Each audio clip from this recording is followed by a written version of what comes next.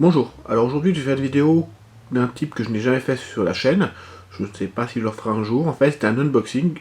En général, je trouve que c'est plus adapté au blog, mais il se trouve que Weird, lors de la Gen Con, qui a eu lieu donc fin juillet début août, a sorti un starter set de Malifaux, que vous pouvez voir. Et donc, forcément, donc cette boîte, j'ai déjà ouverte, mais j'ai encore rien monté, contient 8 figurines, divisées en deux crews. Enfin, chaque crew a un henchman, un enforcer et 2 minions, c'est en fait un lieutenant, un champion et 2 troupailles. Les cartes qui vont avec, forcément. Quelques cartes de référence. Un livret de démarrage. Une possibilité d'avoir le livre de règles au format PDF. 2 fat decks et 2 mètres. Donc, voici le livret de démarrage. Alors, il s'agit en fait d'une petite introduction. Quelques règles vraiment basiques. Et ensuite, 5 scénarios qui se compliquent au fur et à mesure et qui à chaque fois rajoutent des règles. Donc ce n'est pas avec ceci qu'on va pouvoir regarder une règle en pleine une partie si on a un doute, mais ça permet d'apprendre à jouer en l'absence de quelqu'un qui initie. Donc il y a 5 scénarios vraiment basiques, chacun rajoutant une partie des règles. Par exemple ici on rajoute les règles des auras qui font partie des règles du corpus de règles de base du jeu, mais là qui sont introduites au scénario numéro 4.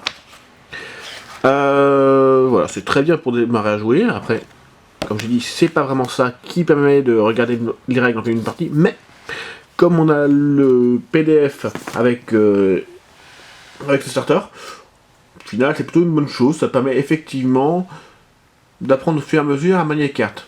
Ensuite, il y a des mètres rubans. Voilà. Alors, honnêtement, la finition n'est pas non plus excellente.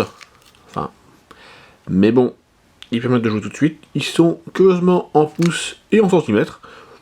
Dans le jeu ça sert à rien, mais c'est plutôt rigolo. Alors, je trouve le truc un peu mou, le plastique partout. Bon. Voilà, c'est probablement pas ceux qui vont durer éternellement, mais de mon point de vue, c'est quand même une bonne chose pour une boîte de démarrage, tout le monde n'y pense pas forcément. Les fat decks, donc il y en a deux. L'un rouge, l'un violet, avec en fait symbole de la guilde des Neverborn. Donc là, c'est celui des Neverborn, symbole du masque, contour violet. La guilde, contour rouge et le bélier. À part ça, ils sont identiques. Donc, on a bien toutes les cartes, avec des symboles vraiment visibles. Ça, il n'y a pas de... Il n'y a pas vraiment de risque de confusion. Les jokers, donc le rouge et le noir. Donc là, par exemple, on a le rouge. Voilà, et le noir, en fait... Voilà. En fait, contiennent les règles des jokers sur leur carte. Donc ça permet de le rappeler, c'est toujours... Enfin, c'est un petit plus qui est toujours appréciable. Dans le jeu, les cartes ont une valeur weak, modérée ou sévère. Parfois c'est marqué sous forme de points. Parfois, comme ici, c'est clairement indiqué. Donc là, 5, on voit bien que c'est un weak. 8, on voit bien que c'est un moderate. Et 11 ou plus, on voit bien que c'est sévère. Je regrette un petit peu quand même le choix pour les têtes, puisque normalement c'est le roi, la dame, le valet. Bon, le choix des images est déjà discutable à mes yeux, mais en plus le fait de faire disparaître les symboles, enfin lettres R, Q et je sais plus ce que c'est pour valet, un J pour le valet, fait que ça s'éloigne un peu des jeux de cartes traditionnels, ce qui est vraiment dommage parce qu'en fait à la base c'est un jeu de cartes, hein. On voit bien ici que le tome, ça ressemble un peu à un trèfle, puisqu'il y a voilà, le trèfle est là, le bélier, on voit bien que ça ressemble à un cœur, le masque, on devine bien le carreau, puis non, le corbeau est juste là. Voilà, le corbeau, on voit bien pourquoi c'est le pic. Donc c'est un peu dommage, c'est pas dramatique, mais bon. Donc maintenant voici la dernière partie, c'est les figurines. Donc forcément il y a les socles qui vont avec, hein. Voilà.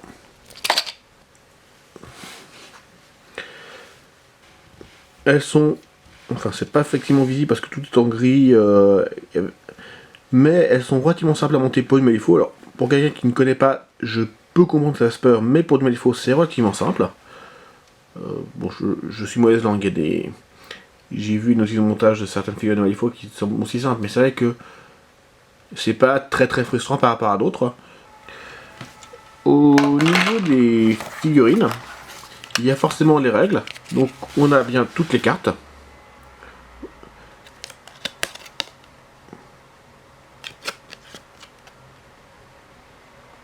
Voilà, c'est des cartes classiques. Voilà, par exemple celle-ci qui est celui de la troupaille de base, le Broodwatch. Pour ceux qui ont joué une carte Malifaux, ils recommanderont que les attaques des minions de base sont quand même relativement simples. Il y a peu d'actions différentes, c'est plutôt bien pour apprendre à jouer. D'un point de vue règles des figurines, je remarque quand même certaines choses, alors j'ai pas fouillé à fond, mais que la guilde avance relativement vite pour de la guilde, alors que les Neverborn ont des tirs, ce qui est en fait un peu l'exact opposé des autres actions. Alors, c'est vrai que ça permet de combler des manques. Angel Egg, par exemple, de Sion of the Black Blood, dont je montrais la carte tout à l'heure, sont, je vais pas dire des must-have, mais sont vraiment intéressants comme ajout dans une crew Neverborn. Et pareil, avoir de la troupaille qui va relativement vite pour de la guilde, c'est plutôt intéressant. Mais c'est vrai que ça peut donner une mauvaise image des factions. Bon, c'est pas non plus dramatique, mais ça me fait bizarre. Autre chose, toutes ces figurines ont le trait mercenary, c'est-à-dire qu'elles peuvent être embauchées pour toutes les factions. Ce qui veut donc dire que si vous voulez jouer une crew qui n'est ni Neverborn ni guild, mais que vous voulez jouer les figurines que vous avez, vous pouvez le faire. Alors, ce serait peut-être pas ultime en soi, mais c'est toujours intéressant, parce que ces figurines ne sont pas du tout les figurines sans intérêt, même si leurs règles sont plus simples que certaines, elles sont loin d'être mauvaises. Je serais d'ailleurs pas étonné de voir des gens prendre cette boîte uniquement pour pouvoir jouer cette figurine-là en Neverborn, qui est un couteau suisse absolument fabuleux. Bon, là c'est un point de vue purement règle, je ne sais pas vraiment ce que ça a donné. Alors maintenant, est-ce que cette boîte vaut vraiment le coup? Alors si vous débutez Malifaux ou que vous voulez découvrir ce jeu et que vous n'avez pas de chemin à côté, oui, clairement, ça c'est une évidence. Si vous avez déjà joué à ce jeu, pas forcément. Moi je l'ai prise parce que j'adore les figurines, etc. Et puis que je suis bête comme d'habitude. Mais voilà. Pour quelqu'un qui ne veut jouer ni Neverborn, ni Guild et qui n'a pas d'intérêt particulier pour ces figurines, non, clairement pas. Maintenant, ça reste des jolies figurines, des trucs assez sympathiques. Donc pour les prix, je l'ai plus en tête puisque j'ai acheté un truc de groupe, mais bon, ça sera. Je crois que c'était dans les autour de 65$. Donc ça sera forcément plus en euros. Ceci dit, pour un joueur Neverborn ou pour un joueur Guild, ça reste une boîte très intéressante en soi. Maintenant, faut être honnête, la boîte de démarrage n'est pas non plus la boîte qui permet d'avoir plein de troupailles de base à un prix compétitif. C'est la troupaille de base, effectivement, à un prix compétitif, mais c'est pas celle habituelle, c'est quelque chose de particulier. Donc, je pense que c'est une très bonne boîte de démarrage, avec des contenus vraiment intéressants. Maintenant, est-ce que c'est une boîte qu'il faut acheter? Ça, c'est vraiment un truc personnel. Si vous l'achetez, je viens d'y penser.